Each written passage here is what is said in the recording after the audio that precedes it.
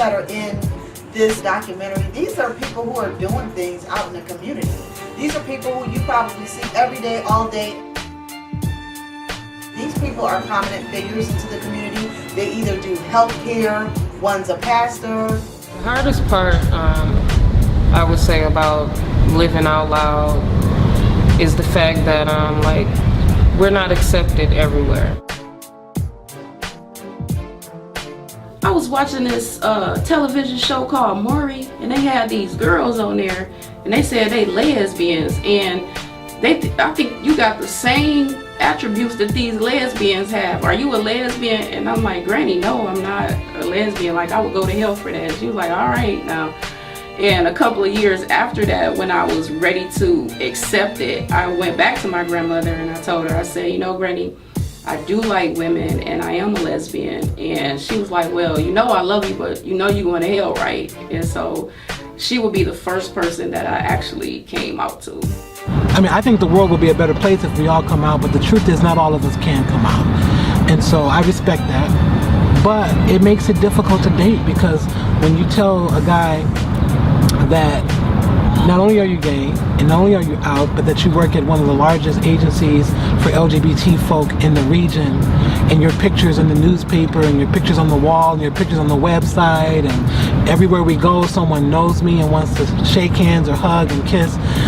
How do you be discreet or down low or closeted with someone who is that connected to the community? And so I have to say, being myself, living out loud has had its benefits, but the drawback has been I've been single ever since. Being married to Darlene is the biggest cliche in the world, because I am truly married to my best friend. And that is a cliche you hear all the time, but I'm living that. I live it. I started the first DPS GSA, Gay Straight Student Alliance, at Northern, and it left when I left. It ended when I ended, and I'm not sure if DPS has started another one since then.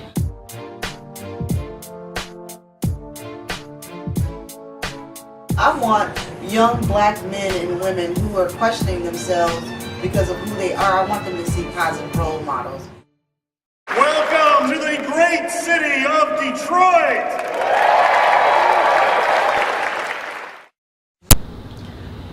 I have had to come to terms with being comfortable with who I am, and after I've pastored a church and I'm an ordained minister for 20 years and pastored a church for 10 years, serving primarily in the LGBTQ community. And so I would like to think that I've had a real positive impact on our community, letting people know that God loves us just the way that we are, and that we don't have to be ashamed or hide who we are. I would like to share a story that's recently actually happened to me. My very first girlfriend that I had, that I actually came out with, she and I had some really, really bad ups and downs throughout our relationship, and we ended our relationship on really, really, really bad terms. And we were not in contact for about 4 or 5 years, and in 2009 or 2010, she found me and she called me, and we were able to reconcile, and and I apologized and she apologized, and we got everything out on the table and we moved forward. And then after that, she would just sporadically call me, and she seemed a little bit like something wasn't right. And then she also started to reach out to my aunt, and she would call her, and my aunt would contact me, and she said, well, something's going on. I don't really know what it is. Last year, it was July 30th last year, she called my aunt, and she was telling my aunt that she was trying to kill herself, but the gun would not go off. And earlier this year, I was on Facebook, and it was just very important to me. I was looking for her, and I just kept searching and kept searching, and I didn't have any of her contact information. And I was on Facebook, and I came across her brother, and it was a picture of her and her brother, in the profile pic, and I read down to the comments to see if maybe she had commented and maybe I could find her through that way. And immediately when I rolled down, it said, "Rest in peace, Tina King," and my heart just sank into my stomach. And so I went to her mom's house because I remember where her mom lived, and I got a chance to talk to her mom, and her mom said that she had killed herself August the 18th, and she shot herself in the head, and they found her in her house deceased. And it was the most hurtful thing that I had ever felt before, because she was reaching out to me and she was reaching out to my aunt, and she had been reaching out to so many other people, and she was crying out for help, and we didn't take her serious, and now she's gone. And that left me with a huge lesson. You know, you can't be so caught up in your own life that you're not listening to somebody else who's tugging on you and who's crying out, you know. And everybody doesn't really know how to communicate their feelings or say what they're going through. But if you have someone that's calling you or emailing you or whatever that seems odd or random, you know, just kind of listen to them or listen to their heart if you can, because now this young lady is gone at 35 years old. And maybe if my aunt had went over there that day and talked to her, or maybe if I hadn't been so busy or whatever, I could have taken the time to listen, and maybe she would have not killed herself. But that was a huge learning experience for me.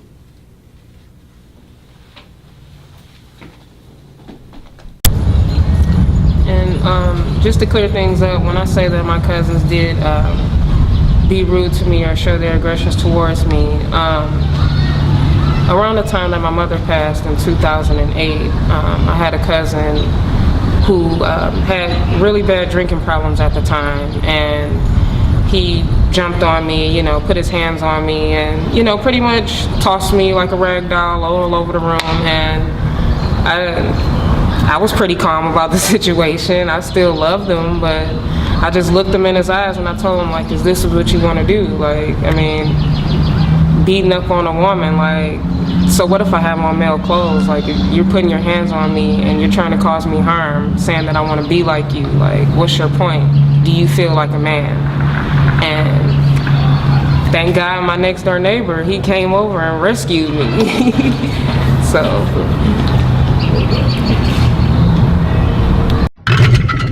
Elevation Nation Media Group, an entertainment agent for media coverage and access. We create and produce inspired development video and audio content, such as films, short films, documentaries, talk shows, transformational reality shows, radio shows, podcasts, PSAs, commercials, video profiles, and video resumes. Why Elevation Nation Media Group?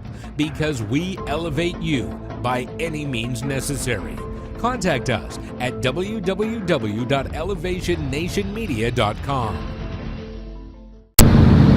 In the community, I would have to say one of the most significant things that I'm doing now is offering something that I didn't have as a young black gay person, is safe spaces. Over at the community center, I'm helping to make sure that youth have a place to go where they don't have to be embarrassed, ashamed of who they are. They don't have to worry about the stigma associated with being gay, lesbian, bi, transgender, or even allies. Some of our allies are guilty by association sometimes, and so we're creating a safe space for them to come and be who they are. I mean, it's literal. I mean, if someone wants to, if a 6'4", 15-year-old black guy wants to wear a tutu and some leg warmers, we got that space for you. Because I think it's important to be who you are and to have a place to be that.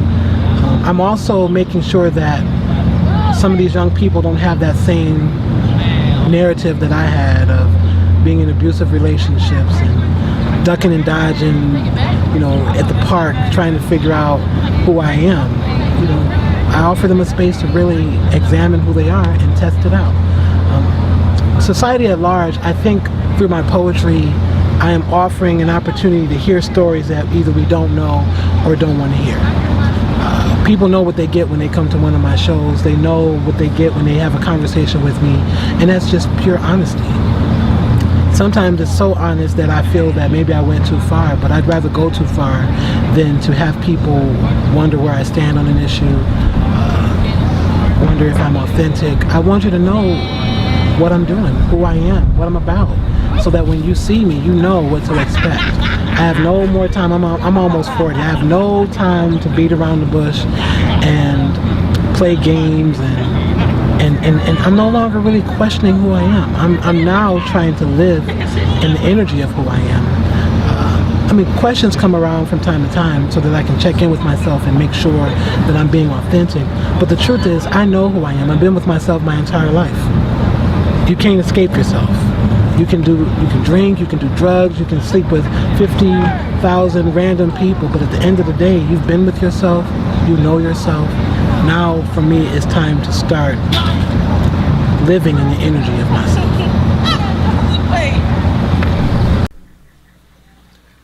Right now, as far as our contributions to society, we have just recently signed up to do that Detroit Reading Corps. Yeah, something like reading to the little kids, but why do you say but? Like, that's not because it's extra stuff. They told us we were just reading to the kids. Now we gotta talk to them, and I mean, that's coming out wrong. But she gave us a big packet of extra stuff to do. So was it? It's not. I mean, whether it's reading, whether it's coloring, it's spending time with kids. Because some people don't have anyone at home that just can sit down and talk with them, or sit down and act, actually. Focus just on them. They could be in a whole house full of kids, and they're overshadowed all the time. So just one-on-one time with little kids, I think that's. But in the gay community, we're not doing really anything. We need to be. We're not. But I guess this is our stepping stone to do something. In the community.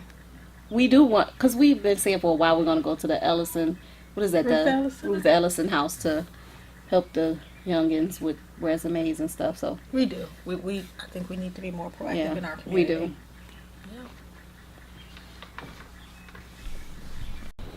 So as far as the contribution that I think that we make is probably in a way setting an example that a young black couple can stay together and work their problems out in a relationship, because not only do we argue in private, but we have public arguments too, or whatever, and people would think like, oh, they ain't gonna be together or whatever, but then we still are. What public arguments have we had? New Year's.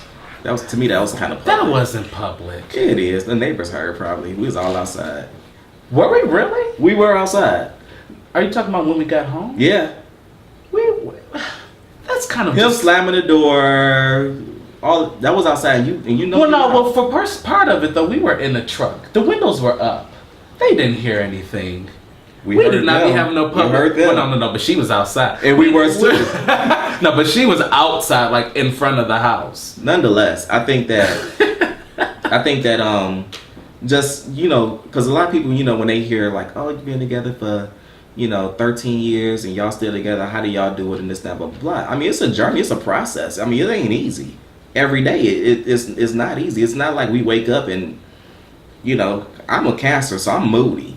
Or whatever, and he's a Gemini, and I'm moody, and he, and then sometimes he a little extra for my taste or whatever. So, I think that Cancers and Geminis normally it's not compatible or whatever. So I think that really just relationship period, just setting an example that people are people and people are imperfect or whatever, but you still can get along and make things work. And I'm pretty sure 5 months from now, we probably broken up. Oh my god! No, I'm just joking. Oh my god! People put that out there, then they be gone. That is horrible. I probably just jinxed it off. No, well, because you said it, that combats that. That's what you said. And then I think, kind of going off of what you said, I think other ways that we contribute. As far as day to day is, with people that we know and how we interact with people, it's kind of like, you know, people know that we are together and that we're a couple. You know, if someone calls the house, guess who's going to be on the phone? Both of us. You know, that irritates people. I know. It's some people they don't like it, but look, we have a phone that has 4 bases, and he may leave something out if he's telling me a story back, or I may leave something out if I'm telling a story back. It's so easy if we both be on the phone, like, hey, we here, what's up? You know, we're an item, and people just know that about us. They know that we're together. They know that we do things together. So I think that if you're looking, like what you were saying as far as being a couple, you know, people know that we're solid. You know, we live our life. You know, people know that, you know, we're working every day. You know, we're trying to make a beautiful home and a beautiful life for each other. And, you know, that we just are there for each other. You know, you kind of don't get one without the other, even though we do have some things that are separate. But at the same time, if he's going all day with friends and I'm going all day with friends, when we come back to the house, he's going to know everything that went on, what we talked about, and then vice versa. You know, so we have different lives, but it's still behind closed doors. It's one thing that we just have together. Yeah.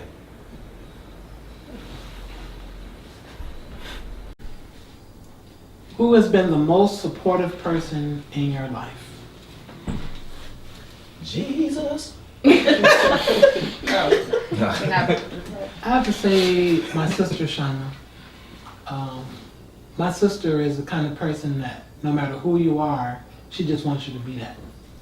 And we've always been that way since I was a child. I remember, you got the stereotypes about effeminate boys wanting to play with the girls. I was on the porch playing with the girls. I mean, I played with Barbie, I played with My Little Pony, I knew everything about strawberry shortcake, all this stuff. But it never was because I'm gay. It was always, I wanted to spend time with my sister. And my sister was on the porch with the other girls playing with Barbie and Dawson, and that's where I was. And so I guess people perceived it as such. And so I was always close to her, and I never had to come out to her. But one day, after going to college, we came back, we were driving down a street, and I finally came out to her. And she practically cussed me out. She says, I've been waiting to have this discussion. Why did you tell our cousin Mick 4 years ago and didn't tell me? So you've known for at least 4 years. And she never said anything. And so that to me allowed me to just continue to be who I am, and I didn't have to make a big deal out of it. And even to this very day, she's always said, be who you are and take the flack for who you are, because that's who you are. And every time I have an issue, if I'm dating somebody, one time we had our eyes on the same guy, we didn't know. And that guy turned out to be my nephew's father years later. So it's amazing that even throughout our relationship, she's always been the most supportive person, not just for who I am being gay, but for everything. Every crazy idea I have, she figures out how to pay for it. I decided to be an author and book publisher and perform poetry and travel and all that, so she figured out a way to do that. And I'm sure whatever crazy thing I come up with next, she's going to be that support person. One of my favorite stories on my journey to coming out and realizing that I was lesbian and everything, I was working a summer job. I was about 14, and I realized I was gay, and there was another lesbian woman that worked there, and I told her, and I was crying. And I wasn't crying because I was gay. I was crying because the only lesbian women I saw were butch. And I said, this sucks. I have to cut all my hair off and wear plaid and not have kids. And I don't want that. So she introduced me to a woman who later became one of my mentors. And the very first day I met her, I walked up the steps to the Ruth Ellis Center.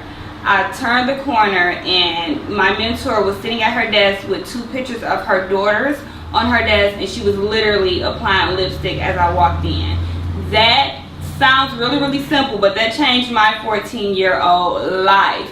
I said, look at this lesbian employed with daughters wearing lipstick. That's all I want to do. One of my most rewarding experiences is a young man who encountered me on Facebook and chose to bash me with the gospel and telling me that I was going to go to hell, and telling me that I just wanted to be a man, because, and that's a whole nother experience that I may talk about. But I said to him, he's a minister, an ordained minister, and I have zero tolerance for ordained ministers who are closeted and preaching the gospel. And he chose to come on my Facebook page and bash me. And I told him, I said, what you are is a gay man. Now, I do not believe in outing people, but when you are, quote unquote, an ambassador for Christ, and you are charged with preaching the gospel, you can't hide. You can't have a glass house and throw rocks. And so I said to him, first I inboxed him and talked to him about being, it's okay to come out and be truthful in your life. And he chose to be belligerent and still further bash me. And so I went on my page and I said, this is a gay man preaching the gospel of Jesus Christ, and he chooses to berate me and bash me, and what he needs to do is come out of the closet. And so he wasn't a friend of mine. He responded to a post that I had. And so he deleted me where we couldn't communicate. And about maybe 3 months after that, he inboxed me and he said, I need to talk to you. Can I have your phone number? And I said, I don't know. You weren't very nice to me in the beginning. He said, no. And so, he said, no, I really need to talk to you. So I called him and I got his number, and I called him, and he told me that he had been in prayer, and the Spirit had told him, God had told him, that he did not need to hide any longer. He came out to his church, he came out to himself, he came out to his family, and now he is serving wonderfully, and he thanked me for challenging him to come out. And so I was just really, that was one of my success stories. Eyeology Inc., an innovative, navigational, and creative company that works with its clients from the inside out. We believe in walking our clients hand in hand, from concept creation to brand management. Our innovative process assists our clients in conceptualizing, developing, building, rebuilding, or restructuring their lives, businesses, and brands. Are you ready to be seen, heard, and remembered? Contact us at eyeologyinc.com.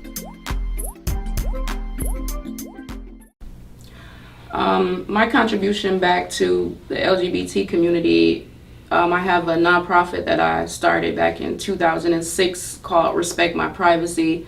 And Respect My Privacy, it provides child molestation awareness to the inner city youth and adults. And it's more so to make people become aware that, whether or not your child was born this way or if their choice was stolen, that this is a huge thing that's happening within the Black community and especially within the LGBT community. So my way of giving back is to inform, to make people aware, and to help others heal, and to know that, hey, if this has happened to you, this was not your fault, and you can heal and you can get past it. If I had a story to pass on to someone for growth purposes, I think it would be my story. In part because of my struggle with my sexuality, I kind of took on some bad habits, some non-productive habits. I wasn't sleeping around, but my son's father is 10 years my senior. So my senior year, instead of focusing on school and everything, I was hanging out with him and driving his car and hanging out and partying, and of course we end up sleeping together because we have a son. And I dropped out of high school because I was having medical complications amongst other things I was doing. And but I'm proud to say here today I have a bachelor's, and soon will be working on my master's. So I mean, I think that if I could sit down and take a minute to talk to the 17-year-old Liz, I would just say, just stay focused and be yourself. Yeah. Because trying to be somebody else is what got me in a lot of trouble that I ended up in. That is So, awesome. yeah. That is a really good story. Let's see. What would I talk about?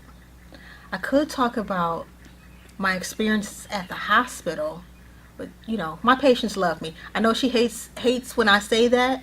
No, I don't hate when you say that. I hate when you give them your number and you their counselor and you ain't getting paid for I'm it. not their They counselor. call you at 7, 8 o'clock at night, want to talk medical stuff, and you're not on the clock. Oh, that old lady that calls all the time. That old lady, she's like 90 and she doesn't have anyone in the house. I know that, but So she got family. I have a grandmother right now. So sometimes when, you know, I do give, okay, she says I befriend everyone, but I don't necessarily befriend everyone. But I always feel like, why not? You know what I'm saying? If an older woman or someone else just needs someone to talk to, why not? Why not give them my number? Why not call me sometimes? Or why not I call you sometimes?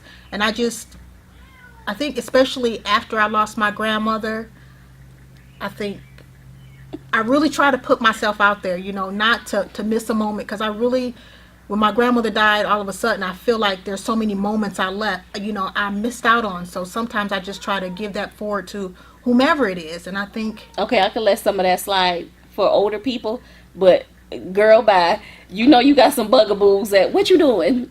and some people that I meet are just really cool. So, you know, Whatever. me being their nurse, I give them my number. We talk sometimes. We Facebook, we talk, and they are actually nice people, you know.